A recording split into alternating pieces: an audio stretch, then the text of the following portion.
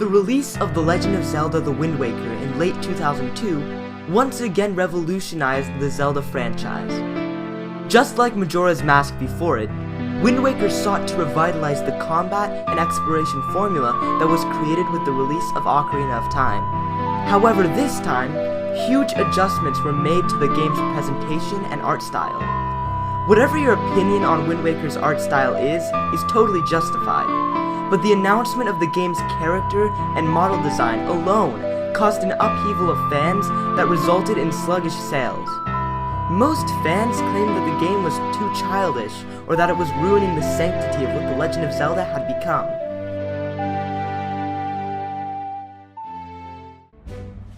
In response to this backlash that would eventually be condemned, Eiji Aonuma's plans for the next game in the series, eventually called Twilight Princess, were to reciprocate the game's design to the exact opposite side of the spectrum, producing a more realistic world for the player to explore.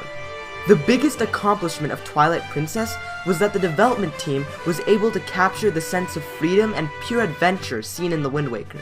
Not only this, but they were also able to seamlessly transfer it over to a game that not only boasts a completely different setting, but also a completely different story and art style.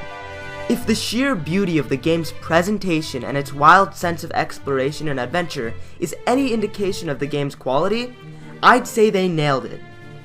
Needless to say, when Twilight Princess HD was announced in November, I was immediately ready for this game's release, which led me to do something that I'm rarely able to do.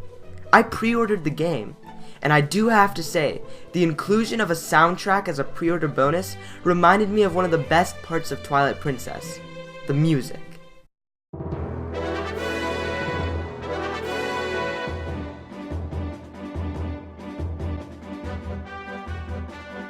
This is not an opinion. This is an irrefutable fact.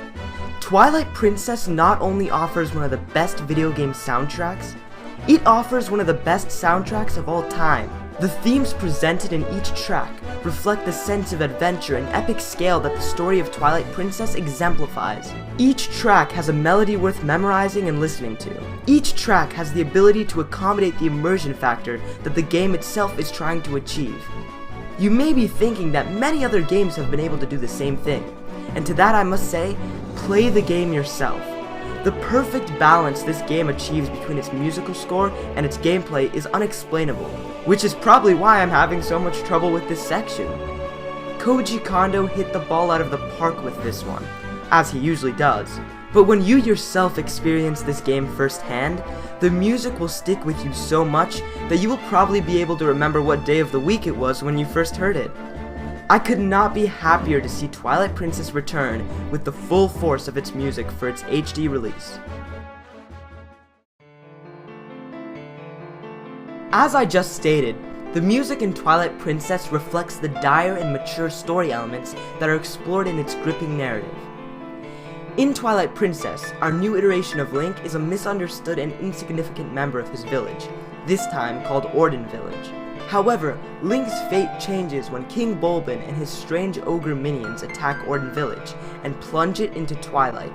Now as a mysteriously transformed wolf, Link is trapped in the Twilight dimension of Hyrule, where he meets an imp of the Twilight realm named Midna. Together with Midna's guidance and unknown motives, Link must escape the Twilight and discover the true meaning behind the strange merger of the two realms. Now, one great thing about the HD remake is that breaking out of the Twilight realm with Midna has been significantly sped up. The intro sequence of Twilight Princess has always been bashed for being unnecessarily tedious and long, and it is great to see that Nintendo has made it less of a problem to allow fans to analyze the game and its story in greater detail. Looking at the story's introduction from a top-down perspective could lead one into assuming that it will end up being another cliché and melodramatic narrative about the diamond in the rough that becomes the fabled Chosen One. And while the Zelda franchise has elaborated on this otherwise overused concept, you would be right for the most part. However, looking at the game from an objective standpoint reveals that underlying themes such as the player's relationship with his fellow villagers, Midna, and many other grossly overlooked characters in Twilight Princess makes this story more meaningful than it would seem. In fact, I wouldn't want to see it done any other way. Discounting a game's story for its use of popular narrative styles is very unfair.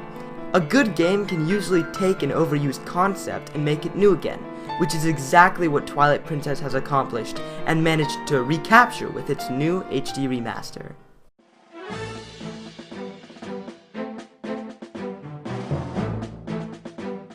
Just like its story, Twilight Princess has introduced many new and interesting gameplay mechanics that were first explored in Ocarina of Time. Just like in all 3D Zelda games, the world is largely broken up into two portions: combat and exploration.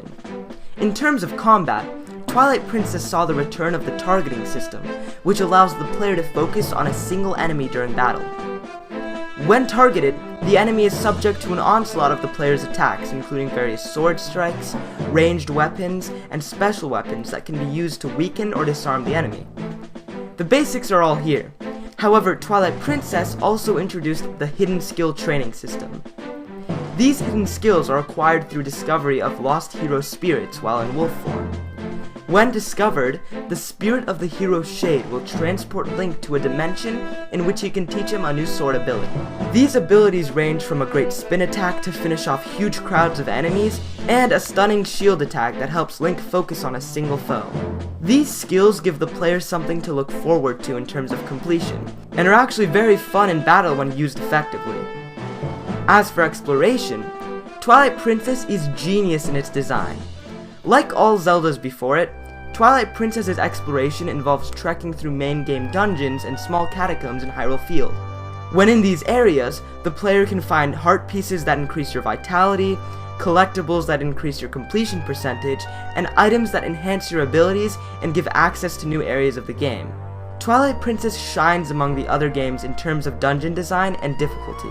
While many may criticize the game for its abundance of one-time use items, Twilight Princess also features some of the most difficult and satisfying puzzles in the entire franchise. A particularly difficult puzzle is the trial before acquiring the Master Sword, which not only hypes up its eventual reveal, but also gives you one of the most joyful feelings when it's completed. Also featured are some of the most creative dungeon mechanics I have ever seen, such as Zora armor for underwater navigation, and iron boots used as magnets to reach certain levels and platforms. Most importantly, Twilight Princess features Wolf Link, the form that Link takes on when he is consumed by Twilight. To change between Wolf Link and normal Link, the player needs only a tap of the button that will immediately change Link's form. This is easily one of the most convenient changes to Twilight Princess HD. Now, when in wolf form, Link can attack with a series of bites, or with Midna's AoE targeting system. Wolf Link can also play songs by howling, and discover hidden sections of the game using his sense ability. No puzzle, combat mechanic, or exploration concept ever felt overused in Twilight Princess. This proves to be one of its greatest strengths, allowing it to accomplish an impressive dynamic of world and combat merger that many games fail to achieve today. Of course, the most important thing when remastering a game is what you do to build upon the original. The first thing in everyone's mind when picking up an HD remaster is how the game looks. Much like when Wind Waker HD was revealed, Twilight Princess HD's initial reveal came with a lot of skepticism. The trailer that was shown by Nintendo does not showcase the difference between it and its original GameCube counterpart very well. We all needed a side-by-side comparison to see how the game really holds up. And guys, the HD version looks significantly better. Obviously, most of the game's textures were recycled from the GameCube.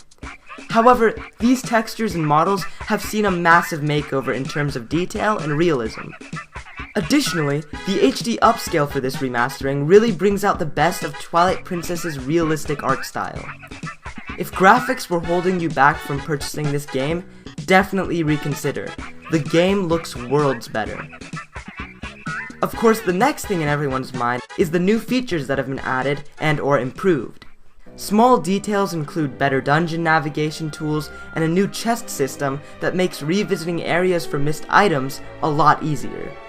The controls of the original game have also been greatly improved upon.